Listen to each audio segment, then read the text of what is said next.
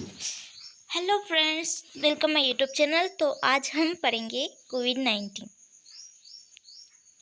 जो अभी बहुत ज़्यादा वायरल हुआ था। ये ऐसा वायरल इन्फेक्शन ही है जो वायरल होने वाला। तो डील करते हैं इंट्रोडक्शन से। Corona virus disease 2019 COVID-19 is an infectious disease caused by a novel coronavirus. The disease was first identified in December 2019 in Wuhan, China.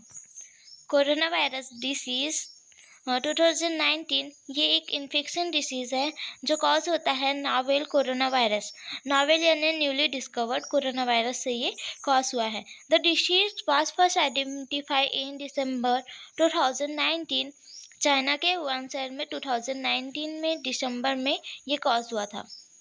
ये तो सब लोग जानते होंगे।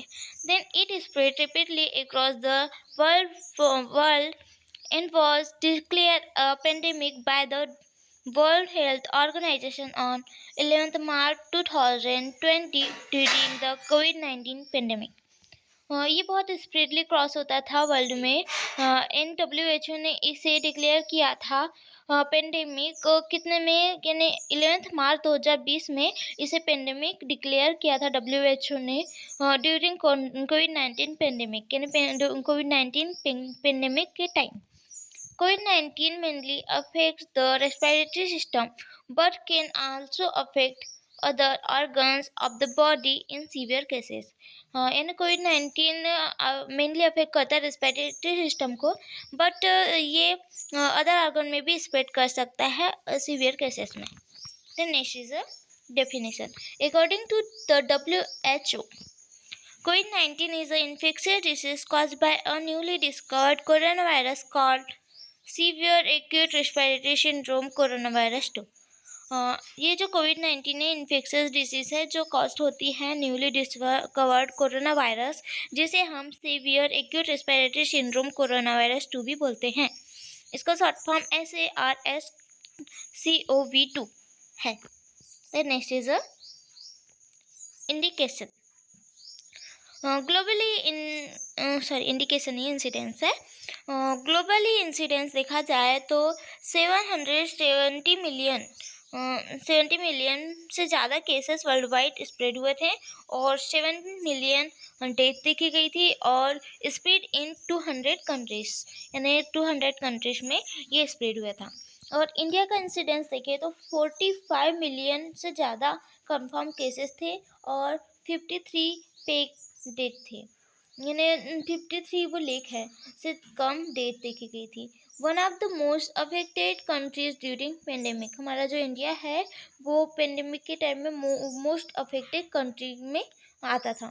Then next is anatomy.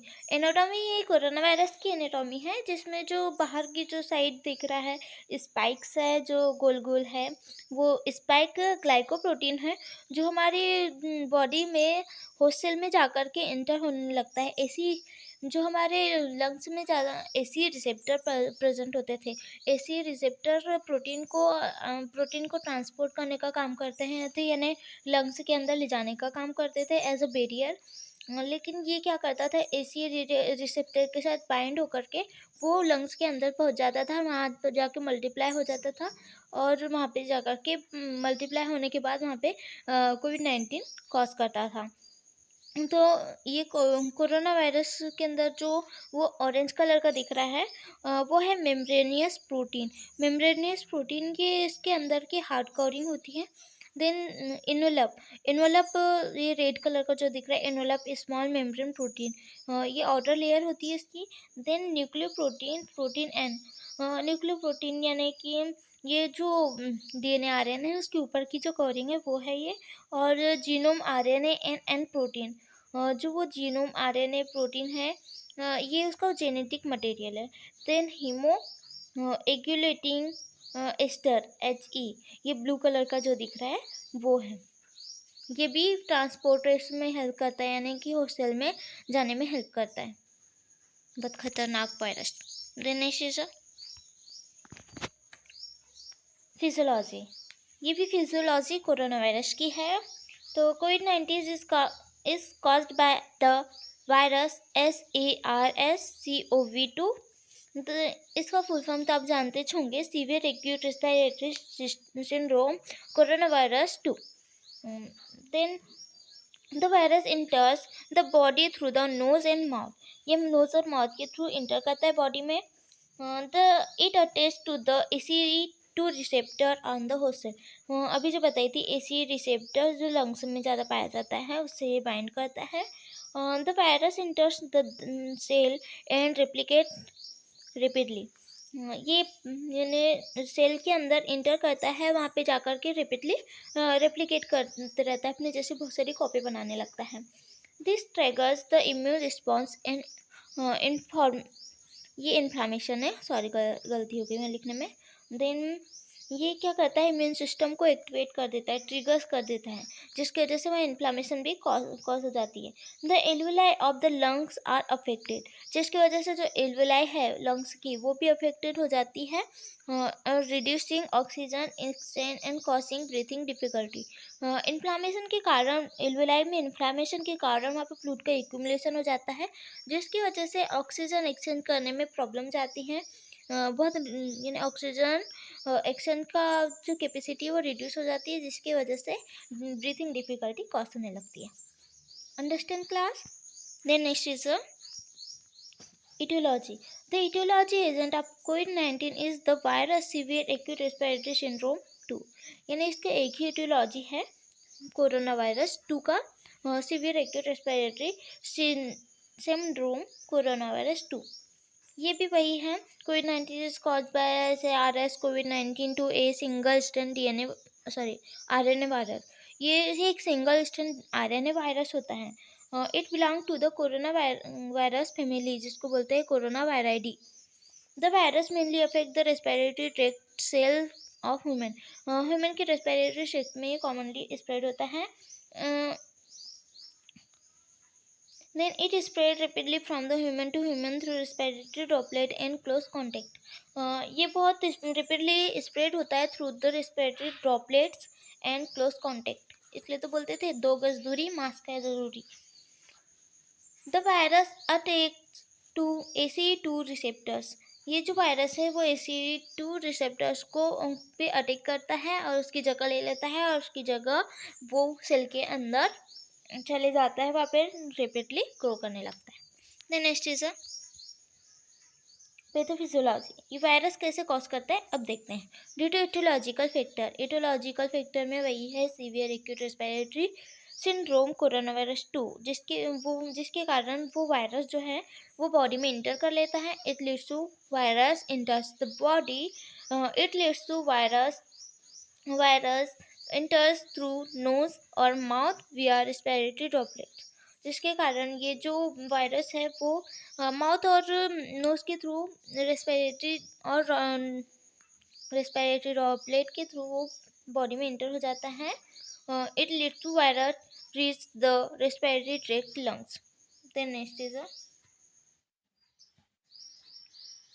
Virus enters the host cell, जिसकी वजह से virus host cell में इंटर हो जाता है। It leads to virus replicate and multiplication occur inside the cell, cell के अंदर ये रेप्लिकेट और मल्टीप्लाई होने लगता है। It leads to infection cell, infected cell get damage and destroy, यानी जिसकी वजह से इन्फेक्टेड सेल डैमेज होती है और डिस्ट्रॉय होती है।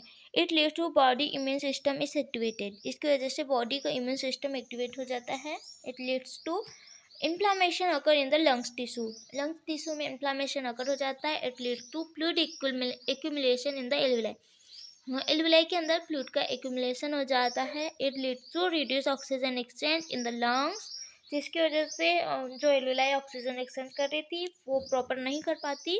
It leads to corona virus के सिम्टम्स अराइज होते हैं और कोविड-19 कॉज हो जाता है। Understand class? Then next clinical manifestation, इसमें क्या क्या साइन एंड सिम्टम्स देखने को मिलते हैं।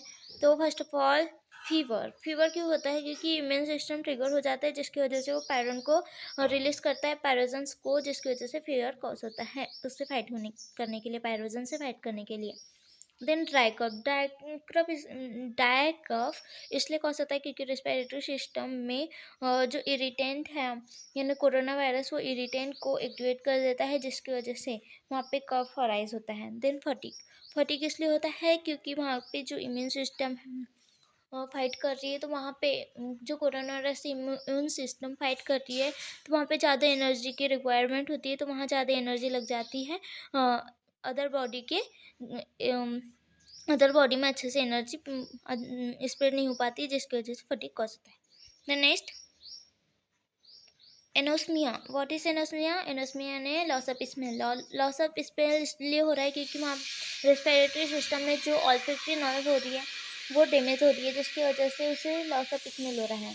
देन एग्यूसिया, एग्यूसिया ने जो उसके टेस्ट बर्ड है वो भी डैमेज हो रहे हैं, रेस्पिरेटरी सिस्टम जो डैमेज हो रहा है उसके कारण, जिसकी वजह से उसका जो टेस्ट है बर्ड है वो भी डैमेज हो जाएगा और उसे टेस्ट क्लियर नहीं आ पाएगा किसी भी फूड का। बॉडी एक क्यों हो रहा है? क्योंकि वहाँ पे जो प्रोटीन का ब्रेकडाउन हो रहा है, ताकि वो जो कोरोना वायरस है उससे फाइट कर सके, जिसकी वजह से मसल के अंदर जो प्रोटीन है फैट है वो ब्रेकडाउन हो रहे हैं, जिसकी वजह से मसल एक हो रहा है, बॉडी एक हो रहा है। Then next short short thought infection के कारण जो इन्फ्लामेशन अगर हो रहा है रेस्पिरेटरी सिस्टम में, उसके कारण सोर थ्रोट होगा।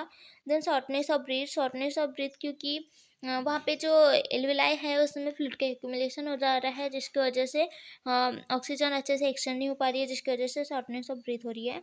Then acute respiratory distress syndrome, जो रेस्पिरेटरी सिस्टम है वो डैमेज हो रहा है और रेस्पिरेटरी फेलियर हो रहा है, जिसकी वजह से acute respiratory distress syndrome cause हो रहा है। Understand class? The next is a diagnostic evaluation. RT-PCR test में ये जो आप देख सकते हैं इस टाइप से कलेक्शन करते हैं और ये बहुत रेपिडली चेक होता है, और ये अगर इसका जो पॉजिटिव आ गया इसका टेस्ट, तो ये कंफर्म है कि उसको कोरोना वायरस कॉज हुआ है। देन रैपिड एंटीजन टेस्ट, ये 15 से 30 मिनट के अंदर इसका रिजल्ट आ जाता है, बहुत जल्दी शो हो जाता है, इसमें एंटीजन को डिटेक्ट करते हैं। देन एंटीबॉडी टेस्ट, आईजीएम और आईजीजी एंटीबॉडी से हम डिटेक्ट करते हैं कि उसे कोरोना वायरस कॉज हुआ है या नहीं। Then next is blood test से भी हम पता करेंगे कि अगर उसका जो डब्ल्यूबीसी है उसका अमाउंट ज़्यादा हो रहा है, और डी टाइमर टेस्ट भी करेंगे तो उससे भी पता चलेगा, ब्लड टेस्ट के अंदर ही आते हैं ये टेस्ट, उससे भी पता चलेगा कि इन्फेक्शन कॉज हुआ है और कोरोना वायरस कॉज हुआ है। Then imaging test imaging studies में सीटी स्कैन, एमआरआई, एक्सरे, उससे पता चलेगा कि लंग्स में कोई फ्लूइड का एक्यूमुलेशन तो नहीं हुआ है, एल्यूलाई में फ्लूइड का एक्यूमुलेशन तो नहीं हुआ है, और वहाँ पे ये भी समझ आएगा कि ब्रीथिंग जो पाथवे है उसमें कोई रेस्पिरेटरी ट्रैक्ट है उसमें कोई डिफ़िकल्टी तो नहीं हो रही है, उसमें कोई ऑब्स्ट्रक्शन कॉज तो नहीं हुआ है जिससे ब्रीथिंग लेने में प्रॉब्लम हो रही है। ये सब इमेजिंग टेस्ट स्टडीज से हम पता कर लेंगे, और हुआ है तो ये कोरोना वायरस कॉज हुआ है। देन पल्स ऑक्सीमेट्री चेक करेंगे, क्योंकि एलुलाई में फ्लूइड के एक्यूमुलेशन के कारण जो ऑक्सीजन है वो अच्छे से एक्सचेंज नहीं हो पा रही है, जिसकी वजह से जो पल्स ऑक्सीमेट्री है वो रिड्यूस आएंगी, यानी SpO2 रिड्यूस आएगा। Then next is management. Management भी हमने 3 टाइप में डिवाइड किए हैं, mild case, moderate case and severe case. अगर माइल्ड केस है उस कंडीशन में हम होम आइसोलेशन देंगे, एडिक्वेट रेस्ट एंड स्लिप लेने बोलेंगे, प्लेंटी ऑफ फ्लूइड यानी उसको ज़्यादा फ्लूइड लेने बोलेंगे, और regular monitor vital sign check करेंगे, देन स्टीम इनहेलेशन लेने बोलेंगे। Then next is a moderate case में क्या करेंगे, ऑक्सीजन थेरेपी प्रोवाइड करेंगे, SpO2 94 से ज़्यादा हो इसलिए उसे ऑक्सीजन थेरेपी प्रोवाइड करेंगे। देन रेगुलर मॉनिटर ऑफ जैसे SpO2, pulse rate, blood pressure, इसको रेगुलर मॉनिटर करते रहेंगे। Then maintain fluid and electrolyte balance, यानी उसका फ्लूइड और इलेक्ट्रोलाइट को बैलेंस करेंगे। Then early detection of warning symptoms, यानी सिम्टम्स ज़्यादा हाई तो नहीं हो रहे वो चेक करेंगे, ज़्यादा बढ़ तो नहीं रहे। देन नेक्स्ट सीवियर केस में ICU एडमिशन करेंगे, हाई फ्लो ऑक्सीजन प्रोवाइड करेंगे, वेंटिलेशन सपोर्ट में रखेंगे। Then continuous monitoring ECG SpO2 BP, electrocardiography monitor करते रहेंगे, कंटिन्यूस SpO2 चेक करेंगे, ब्लड प्रेशर चेक करेंगे। देन मैनेजमेंट ऑफ कॉम्प्लिकेशन जैसे कि ARDS, respiratory failure, acute respiratory distress syndrome और रेस्पिरेटरी फेलियर को मैनेज करेंगे, उसकी जो कॉम्प्लिकेशन तो अराइज हो रहे हैं तो उसको मैनेज करेंगे।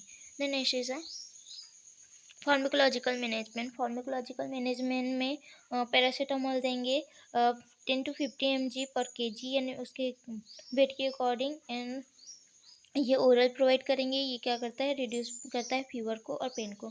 देन रेमडेसिविर, ये एक एंटीवायरल ड्रग है, ये 6 mg पर kg देंगे, ओरल देंगे। इनिबिट वायरल एप्लीकेशन, ये वायरल रेप्लिकेशन को इनिबिट करता है। Then dexamethasone, it is anti inflammatory drug, 500 to 650 mg oral या फिर IV प्रोवाइड करेंगे। देन ये क्या करते हैं,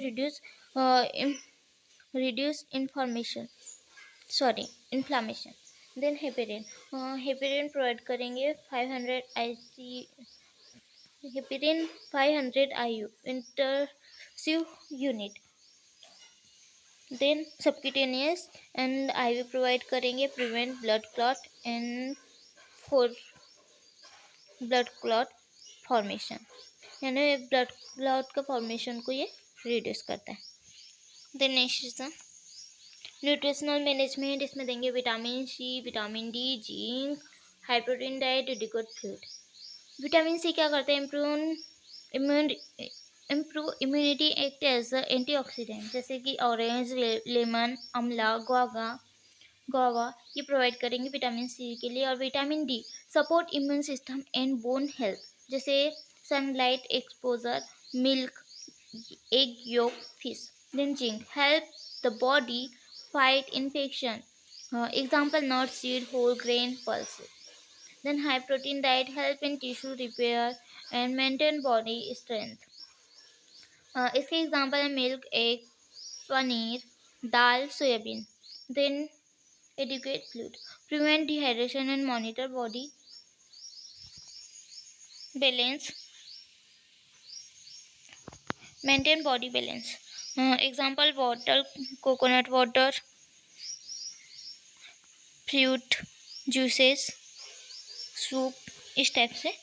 then next is nursing management first आता है इसमें isolation of the patient, keep the patient in isolate, prevent spread of infection, यानी पेशेंट को आइसोलेट करना है ताकि वो किसी और को इन्फेक्शन कॉज ना कर सके। Then monitor vital sign, reduce check temperature, regularly check temperature, pulse, respiratory and blood pressure.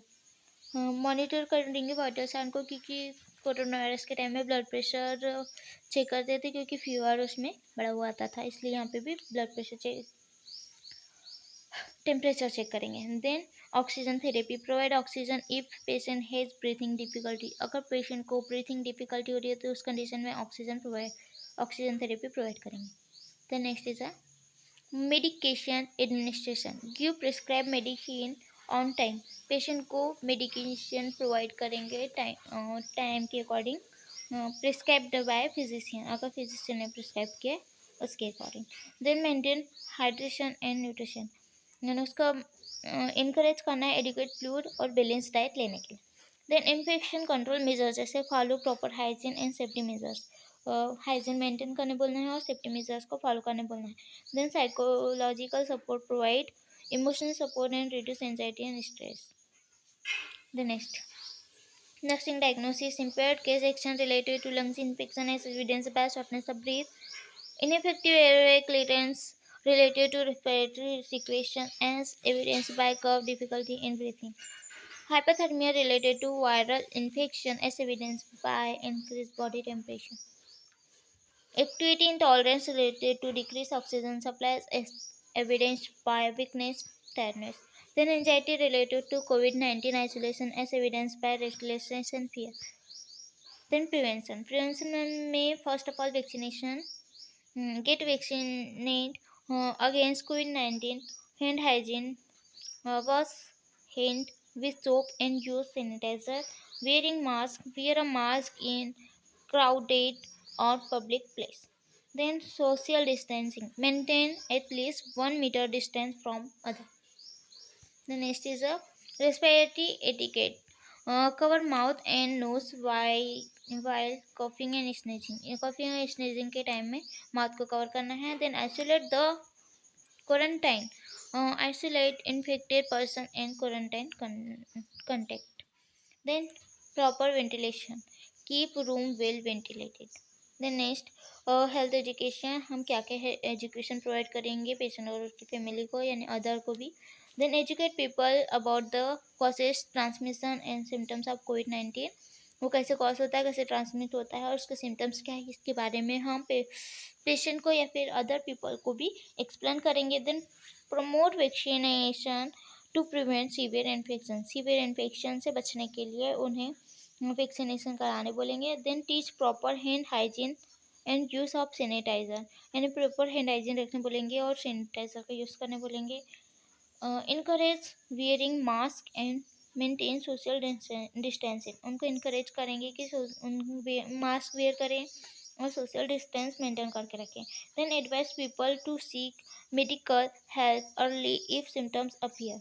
यानी पीपल को एडवाइस करना है यानी advise people to seek medical help. यानी वो मेडिकल हेल्प ले अगर उसके सिम्टम्स अर्ली अपीयर हो रहे हैं तो. देन कॉम्प्लिकेशन में निमोनिया में जो एल्वेलाई है उसमें फ्लूइड का एक्यूमुलेशन हो जाता है जिसकी वजह से ब्रीथिंग डिफिकल्टी होती है. Then acute respiratory distress syndrome, क्योंकि वहाँ पे जो रेस्पिरेटरी फेलियर हुआ है इसकी वजह से ये सिम्टम्स ये कॉज अराइज होंगे. देन ब्लड क्लॉट होगा क्योंकि कोरोना वायरस के टाइम में जो ब्लड क्लॉट फैक्टर है वो ज़्यादा हो जाता है जिसकी वजह से ब्लड क्लॉट होने लगता है और जो वेसल्स है उसमें ब्लड क्लॉट हो जाता है जिसकी वजह से ब्लड अच्छे से सर्कुलेट नहीं हो पाता. Then next is heart complication जैसे एंजाइना की कंडीशन अराइज होंगी, हार्ट पेन की कंडीशन अराइज होंगी क्योंकि ब्रीथिंग डिफिकल्टी हो रही है. देन kidney and liver complication, kidney और लिवर कॉम्प्लिकेशन होगा अगर ज़्यादा ही कॉम्प्लिकेशन सीवियर कंडीशन अराइज हो गई है उस कंडीशन में. देन मल्टी ऑर्गन फेलियर की कंडीशन अराइज होती है लास्ट में. Then conclusion summary. Then thank you. अगर इसी टाइप की और वीडियो चाहिए तो प्लीज़ सब्सक्राइब माई चैनल.